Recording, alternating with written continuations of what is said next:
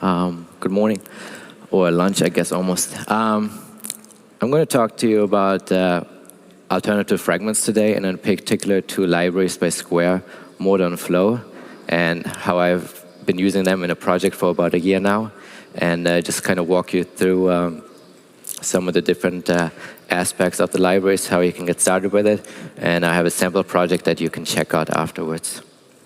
So yeah, my name is... First, I'm going to go a bit background, like how I use it, why I got started with it, then some details about the libraries, and the deep dive is just looking at the particular components, and then we'll look at a live demo afterwards. So my name is Thorben Primke. I work for a company called Jelly Industries. We're in San Francisco. I joined the company about a year ago, and we had a Q&A application, mobile only. It was like a new spin on Yahoo Answers.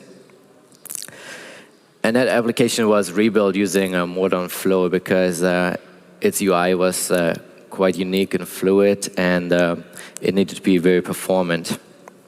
So we're using just regular views and needed something to actually manage the interactions, the backstack, and things like that. So at that point, Mortar Flow was still very early on, but we gave it a shot, and it worked quite well.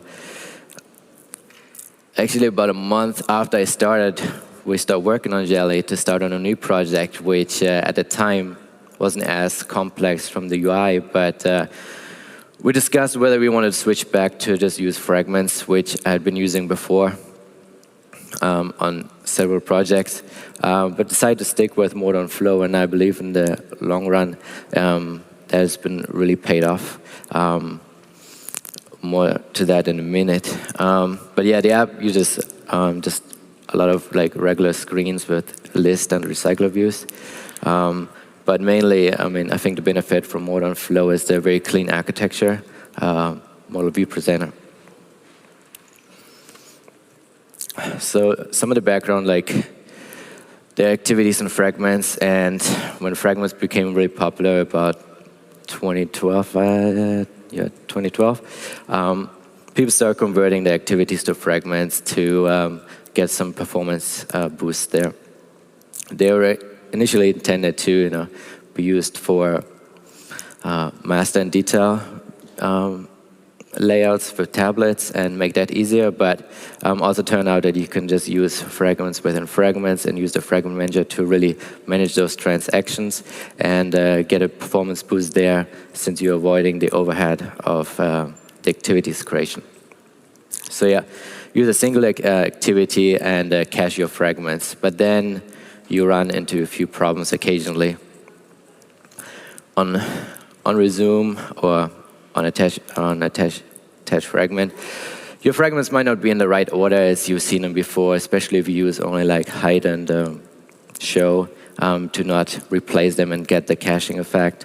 As you want to do some transactions, you might run into illegal states, and a lot of the code becomes very defensive. And also, a lot of the logic, business logic and view logic is all cluttered together. So, if you don't want to use fragments anymore, I think there's the solution. It's Mortar Flow. You have a single activity. That's how I built Super. It has one activity and just plenty of views inside of them. And you need a backstack management to do that yourself or to start from scratch. It isn't too hard, but if there's already another solution out there, why not try it?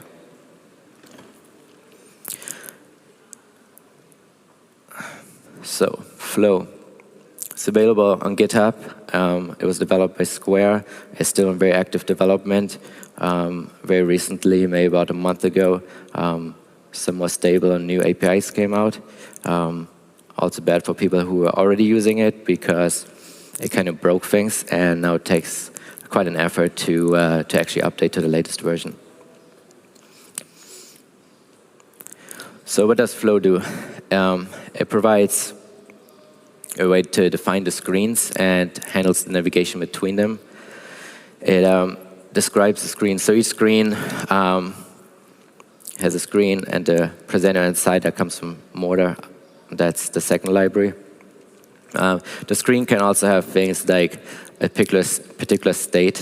For example, you're passing in some variables for that screen that you want to pass to your presenter. Those are attached to the screen and also handled during the persistent state of the screen. So you can really store information along with the screen itself in the backstack. It handles the history and the persisting. And similar to nesting different fragments to maybe encapsulate a compose flow, you can do the same thing with Flow.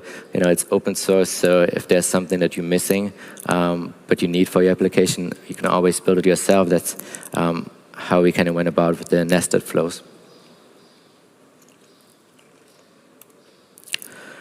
Mortar is the second piece of it, also from Square on GitHub. It kind of provides an overlay on the application lifecycle and shields a lot of it from your presenter. But it provides access to things like a bundler service. So any of your classes can now store things in the persistence bundle. And it also works very nicely with a Dagger. In order to make Dagger as well as the bundlers or these different services available throughout the application, those are attached via the context through get system service, and you override get system service to actually hook in your particular Mortar scopes. So Mortar, as I just mentioned, has Mortar scopes. You start with like a root scope of things that you want globally to be available. Goes to your activity scope where you will expose your activity so you can later inject your activity to any of your presenters. I'll have an example for that in a minute. And the scopes can also be used so you can really like separate different pieces within your application.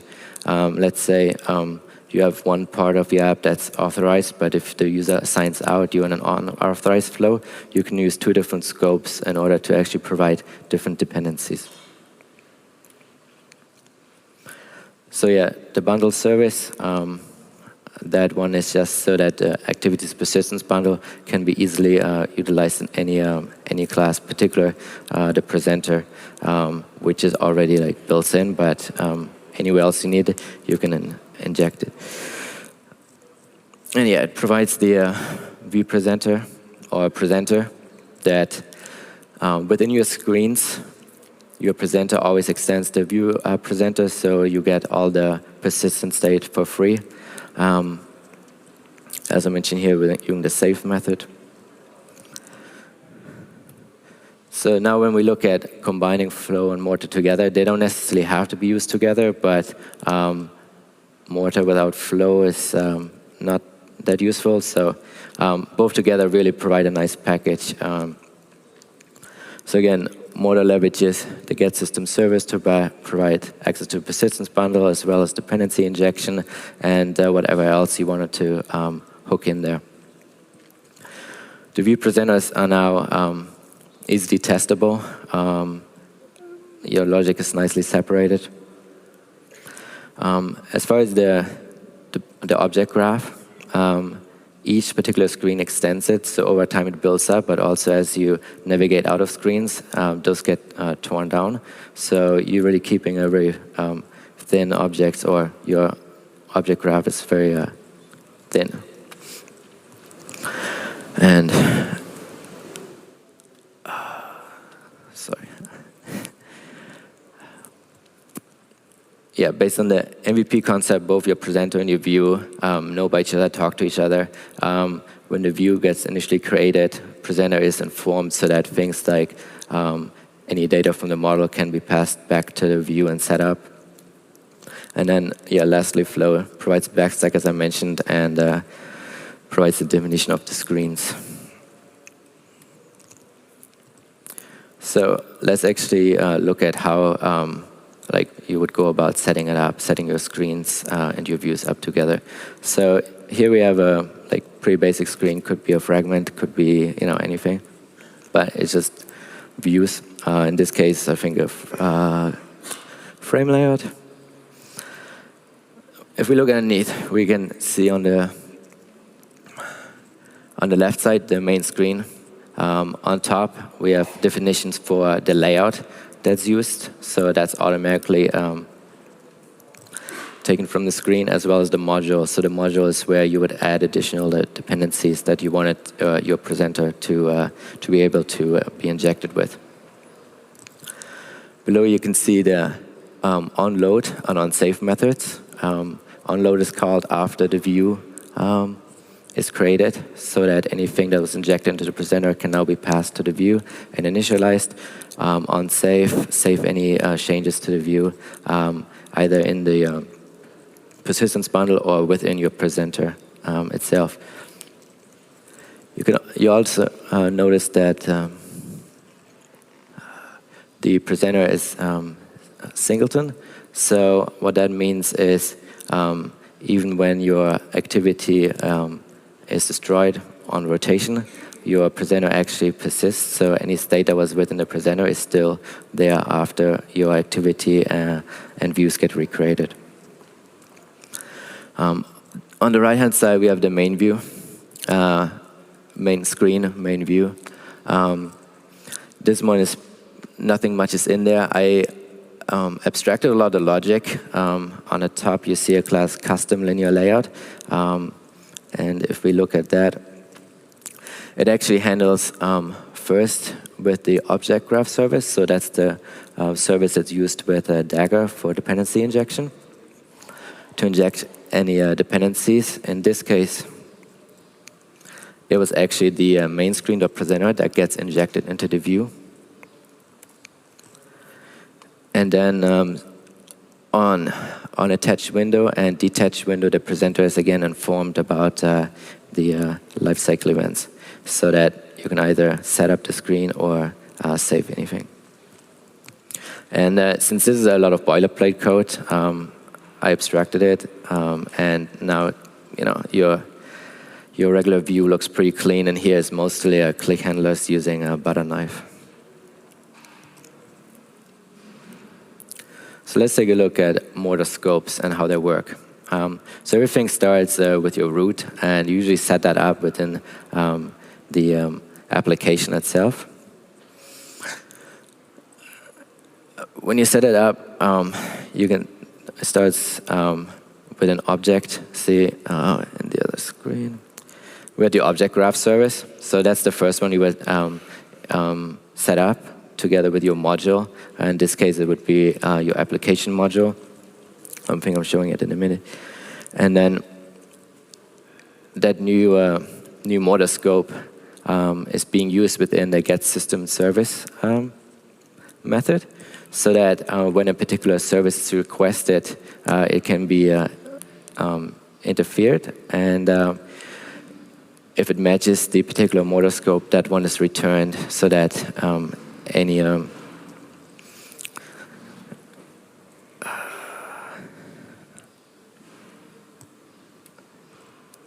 like in the case of the object,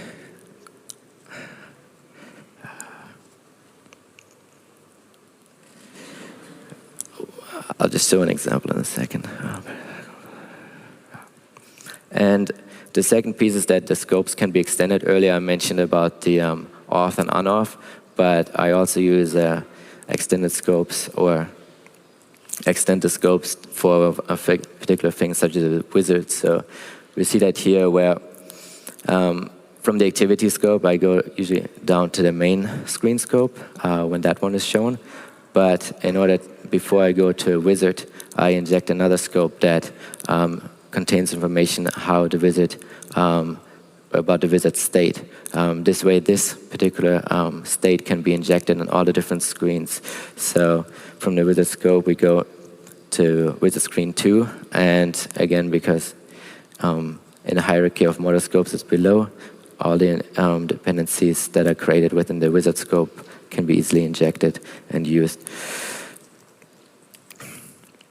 So here we see what I was mentioning earlier, how you set it up within your application. The first time the get system service is called and root scope is null. We set it up. We initialize it with the object graph service and the root module. In this case, it's the application module, which also gets passed an instance of itself so that later on the application can be injected in any of your presenters. This is the application module. You can see it also includes other modules via Dagger for the action bar as well as settings. And then the module exposes the application, as I just mentioned, so you can use it in any of your presenters later on, or presenters, other controllers, wherever you may need it. So here's the scope example with the wizard, and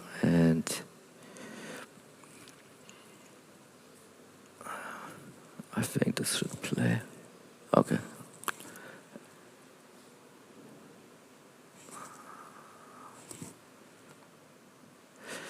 Yeah, so here you can see the wizard starting, and we're going from screen 1 to 2. Each time you go in between, we increment the counter. That's just some value I'm keeping a state with. And as you can see, when we're done and return back to the main screen, that wizard scope was removed. And the second time we go into the wizard scope is added again and basically reset. So this way you can always just keep a very clean state of any of those subflows within your application that may need different, the same dependencies each time, but you want to only maintain them while within that particular flow.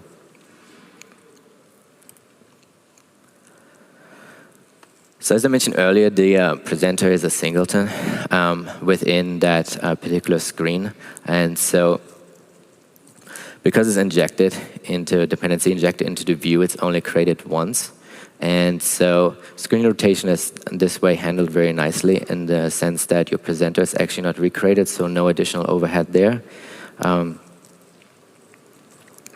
And so here we can see, we go from, here again we keep a counter. That counter is simply within the screen. Presenter singleton, and we have this one value in here, onload count. That's just incremented each time we go through the onload method. As you can see, I don't actually save that.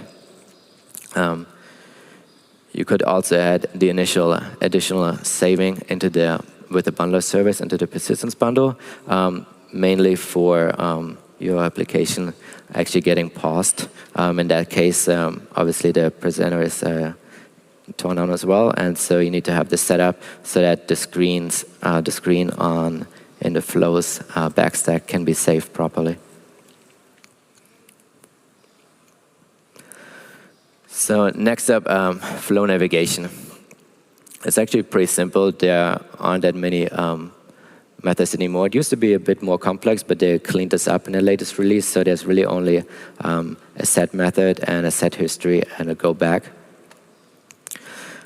The set method, so this is the first line, set new settings screen. It behaves differently depending on whether that screen is already somewhere on your backstack or not. If it's not on a backstack, it will be added to the top and displayed. If it's already on the backstack, all the screens above it will be removed, and the new instance or the previous instance will be shown. So it kind of goes backwards in that case. Otherwise, so if it's not there, forward, otherwise backwards. Set history, you can just start with a clean slate and initialize with a few screens if you want to prep your application is starting up and you're going immediately to a detail of maybe a post, but you also want the feed below it, so you can initialize the history and with the main screen, or maybe with the feed first, and then with the detail afterwards. So your user will first see the detail, but on back press, you see the feed. History at single is just a helper, so you don't have to go through the builder. And go back is a simple back functionality. If you trigger it like from not within the back button or the action, the toolbar. So if you have anything else that causes the back navigation, you can call it directly on Flow.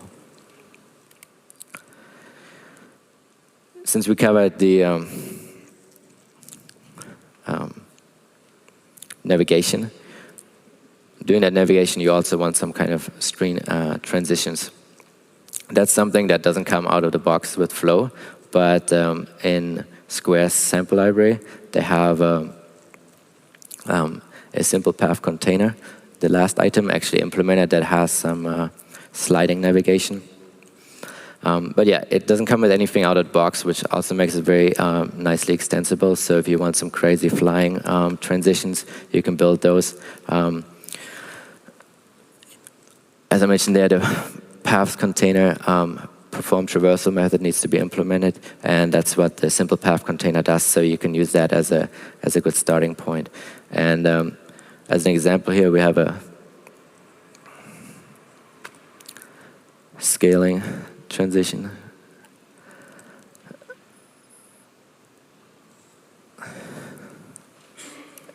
And the sliding one. So it works just like regular fragment or activity animations. And so we're going to take a quick look here at the perform traversal method. There's a lot of code, so don't want to go through everything. Mainly, the new view gets created. And based on whether there was anything before, we don't have to do an animation or transition. Otherwise, we'll do the animation. The thing to keep in mind if you do your own animation is that you actually need to destroy the old path or the old view after the animation is done, as there might still be some callbacks while the animation is happening. So that's the part all the way on the bottom of the screen here where the view actually has to be removed and then destroyed once the animation is completed. And within the perform traversal or within the path containers extended class, you also have a run animation method in this case, which here I just implemented those two scale and sliding animations. So yeah, first one scale, second one sliding, pretty straightforward.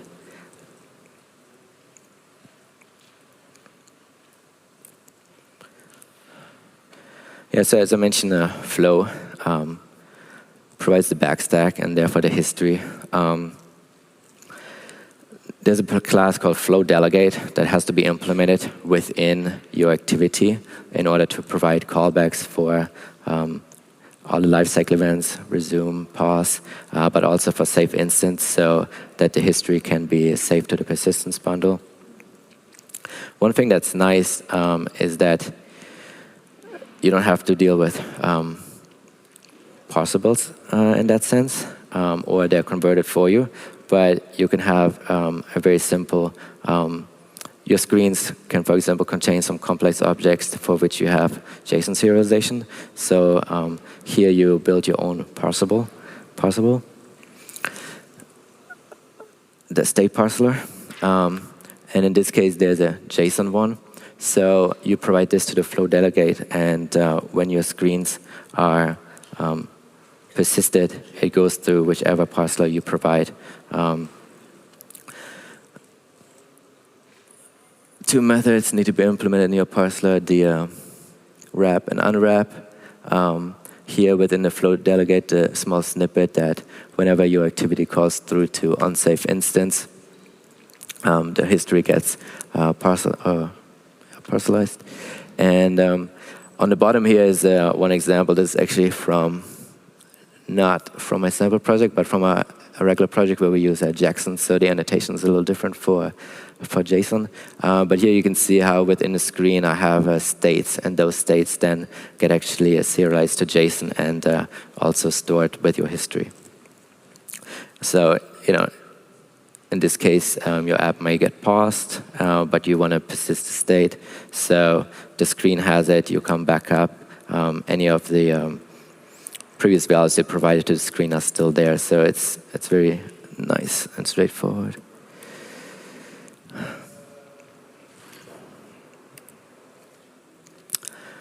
So since it's so abstracted from the lifecycle, the presenter doesn't have any hooks left to the activity, but there are cases when you do need that, when you do need to know about on pause, on resume, or maybe on activity result. For example, if you do Facebook login, Twitter login, or you use some external activity to do scaling of your photos, or even if you have your custom camera and you need to know when on pause is called in order to actually shut down the camera so that you don't block any other applications from utilizing the camera.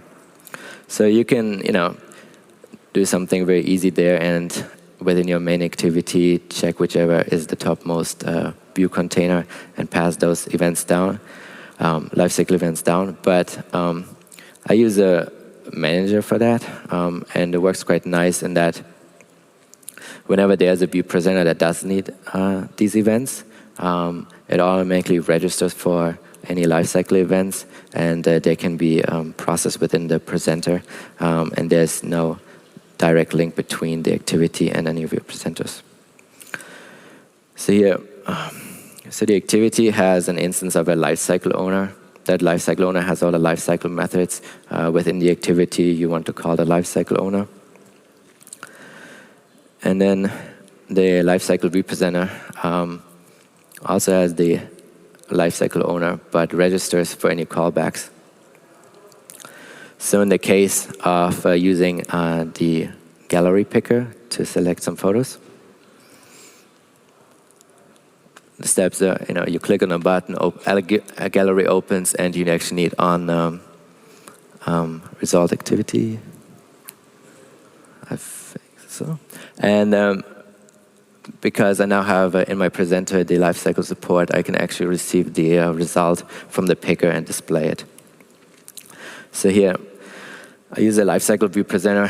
Normally, there's just a view presenter class that comes with a Mortar, but in this case, I extended it, so I only have to actually override the particular lifecycle method that I need.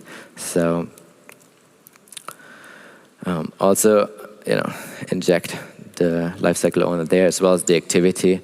That way, you can actually call the intent to, or issue the intent to open the picker. And that was because earlier, when you set up the different scopes, you start from the root scope in your application, you add another scope within your activity that actually has a reference to your activity, so it can be nicely injected within your presenter.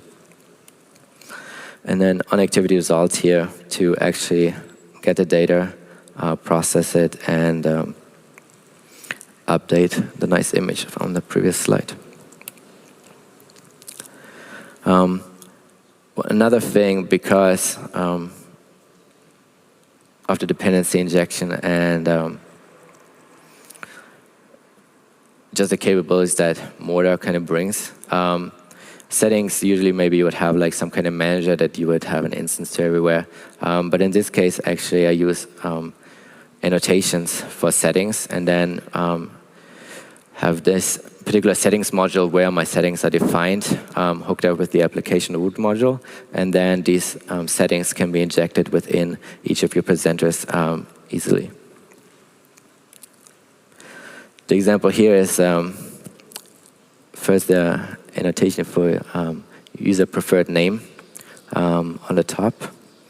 On the bottom left, you see the settings module where we actually provide or create the provides method within the Dagger module. And then on the right here in the settings screen, the presenter gets directly injected that particular settings value. And with get and set, you're nicely updated. So the takeaways, I think, from Mortar Flow are that you can create a really nice and clean view presenter, model view presenter if you want to. I am not very strict about always injecting the model via the screens module, simply because my data may come from other places, but you can also, Model View Presenter or just View Presenter, have both your view logic and your business logic nicely separated. With the Mortar scopes and object graph service bundled with Dagger, you can really keep your object graph nice and small and always just scope to whatever you need at that particular point. For me, big benefit are really the scopes for particular flows, compose flow, onboarding flows, where I need very specific values that are really not relevant to the rest of the application. And that's it. And yeah, you can test your presenters. These are the resources, Flow and Mortar, and then the sample app will be up on GitHub. And if there are any questions, happy to take those. Also, can just go through the app that you guys can take a look at and see how it works.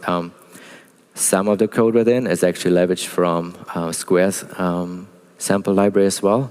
And then any of the things that I pointed out around lifecycle settings, those custom frame layouts are all within this project as well. It's kind of like my starting point for any new application.